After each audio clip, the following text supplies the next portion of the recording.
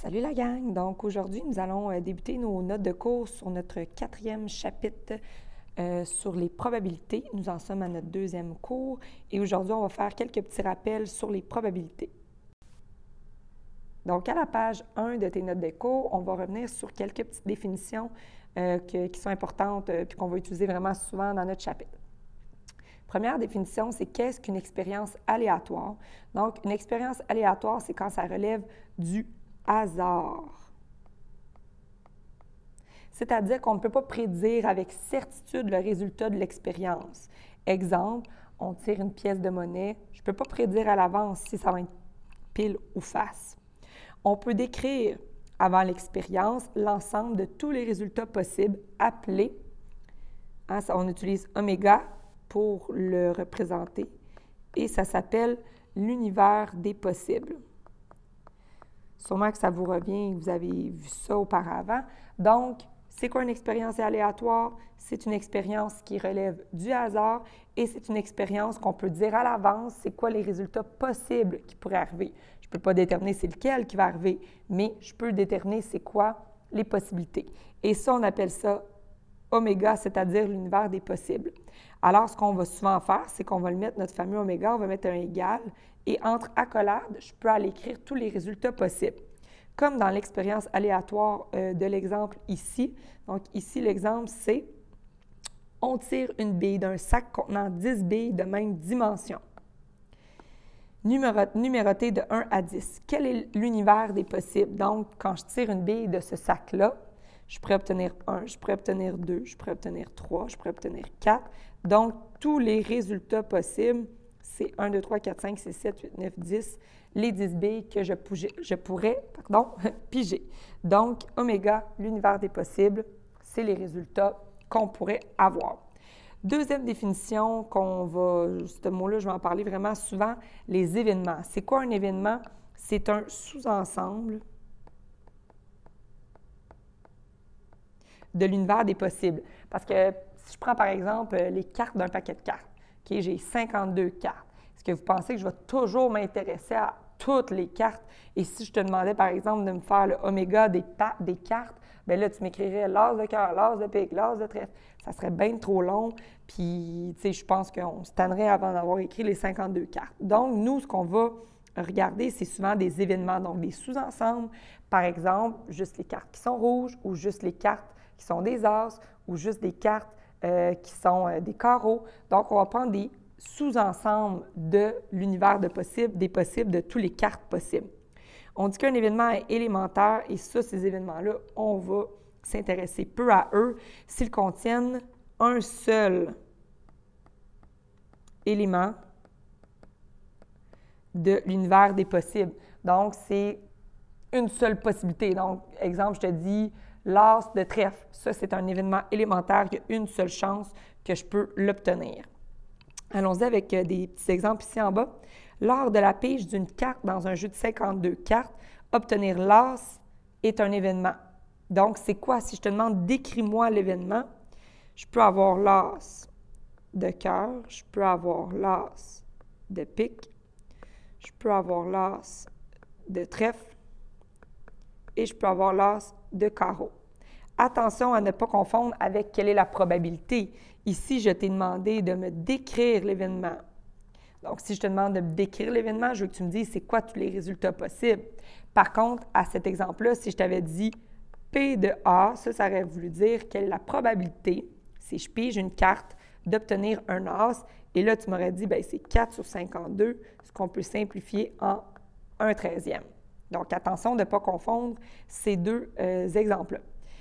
Et deuxième exemple de la page 1, lors du lancer d'une pièce de monnaie, B, obtenir face est un événement élémentaire. Pourquoi? Bien parce que obtenir face, il y a juste une possibilité. Donc, c'est quoi B? C'est face. Alors, si tu m'écris une seule possibilité, un seul résultat possible, bien, c'est que c'est un événement élémentaire. Donc, là, ce qu'on va revoir, c'est comment calculer la probabilité d'un événement avec un « ou » et avec un « et ». Fait que commençons avec le « ou ». On en a parlé un petit peu au dernier cours. Donc, quand on a le « ou », il faut toujours penser qu'il faut additionner nos deux fractions. Donc, tu fais tout simplement, tu regardes c'est quoi la probabilité de chacun des deux éléments et tu les additionnes. Allons avec l'exemple ici. Donc, c'est quoi la probabilité d'avoir un 4 de cœur ou une carte de cœur? Donc, combien est-ce que j'ai de 4 de cœur? J'en ai seulement un dans mon paquet de cartes. Ou toujours une addition. Et ensuite, une carte de cœur. Combien j'ai de cartes de cœur? J'en ai 13 sur 52. Donc, dans le cas du ou, c'est une seule étape. Donc, les dénominateurs restent toujours les mêmes. Donc, si c'est sur 52, ça reste là. 52, le deuxième. Pourquoi? Parce que si je te dis, exemple, je vais mettre des pantalons ou une jupe, je ne vais pas mettre les deux, je vais mettre un ou l'autre. Donc, c'est important que les dénominateurs restent toujours les mêmes. Ensuite de ça, ce qui est important, dans le « ou », il faut toujours que tu te poses la question, et c'est ça qu'on n'a pas parlé au dernier cours quand on a parlé du « ou », toujours tu te poses la question, qu'est-ce qu'ils ont en commun? Et il faut que tu enlèves les éléments en commun. Pourquoi? Sinon, ce qui arrive, c'est que tu les comptes deux fois. Comme par exemple ici, j'ai compté mon 4 de cœur dans mon 1 sur 52, mais je l'ai aussi recompté dans mes cartes de cœur. Donc, c'est important que par la suite, combien est-ce qu'ils ont de cartes en commun? Ils en ont seulement une carte en commun, hein, parce qu'ils ont le 4 de cœur, qui est aussi une carte de cœur. Donc, il faut l'enlever parce que sinon, tu vas te ramasser à compter une fois le 4 de cœur, puis une deuxième fois ici, ce qui va être un faux résultat. Donc, combien est-ce que j'ai de chances de piger une carte qui est soit un 4 de cœur ou une carte de cœur? Mais j'ai 13 chances sur 52. Ensuite, tu t'assures toujours de me simplifier ça. Donc, 13 sur 52, une fois simplifié, ça nous donne un quart. Et voilà pour ce premier exemple. Le deuxième exemple, c'est quoi la probabilité d'avoir une figure? Hein? On en a parlé aussi au dernier cours. Donc, une figure, on a le roi, le valet ou la dame. Donc, on a 12 cartes sur 52. On a 4 valets, 4 rois, 4 dames. Ou un 5. Combien est-ce que j'ai de 5? J'en ai 4 sur 52. Est-ce qu'une carte peut être une figure et un 5 à la fois? Non, hein, ça ne se peut pas. Donc, on n'a pas besoin dans ce temps-là d'enlever ce qui est en commun. Et là, on additionne 12 plus 4, 16. Le dénominateur reste le même quand on additionne des fractions. Et ensuite, je simplifie ça. 16 sur 52, ça me fait 4 sur 13. Donc, et voilà ce qu'il faut faire dans le « ou ». Donc, quand tu as un « ou », tu additionnes et tu n'oublies pas d'enlever les éléments en commun. Donc, s'ils ont une carte en commun, tu en enlèves une. S'ils en ont 3, tu en enlèves 3. S'ils en ont 14, tu en enlèves 14. Tu enlèves les cartes qu'ils ont en commun. Allons-y maintenant avec le « et ». Donc, le « et », lui, attention, on ne va pas faire une addition, on va faire une multiplication. Donc, dès que tu vois un « et », il faut que tu fasses un produit, une multiplication. Attention, par contre, ici, il va y avoir deux notions. Il va y avoir la notion d'avec remise et sans remise. Tu as sûrement déjà entendu ces mots-là. Donc, si je te dis avec remise, c'est, exemple, je prends une carte, je regarde c'est quoi, je la remets dans le paquet de cartes et j'en pige une deuxième. Donc, le dénominateur, il reste inchangé. Donc, exemple, la première fraction va être sur 52 et la deuxième fraction va être aussi sur 52 si on remet la carte.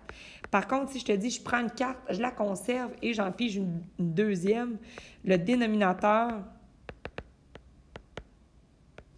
devra diminuer, hein, le deuxième. Pourquoi? Bien, parce que tu vas avoir une chance de moins, une carte de moins. Fait que fais attention de savoir est-ce que je pige la carte, je la conserve ou non.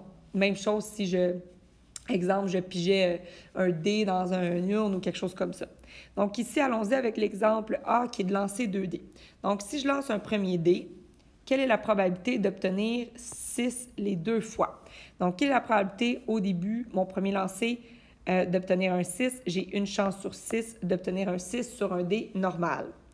Ensuite de ça, si je veux un 6 et un autre 6, hein, dès que je te dis je veux 2 cartes de pique, je veux 2 6, je veux 2 valets, dès que je te dis que je veux 2 choses, c'est sûr que c'est le « et » parce que j'ai plusieurs étapes. Donc, c'est sûr que ça ne sera pas le « ou ».